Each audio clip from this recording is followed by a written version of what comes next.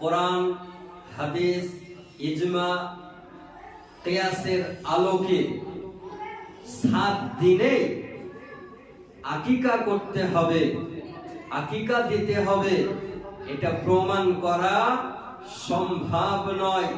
এ নীল গগনের নিচে, খোলা আকাশের নিচে, এই জমিনের ওপরে কোন ওয়াহাবি মায়ের সম্ভব হয়নি এইরকম সন্তানের জন্ম দিতে, যে আকিকা 7 দিন ব্যতীত 7 দিনের দিনে দিতে হবে, ভিক্ষা করে আকিকা দিতে হবে 7 দিনে।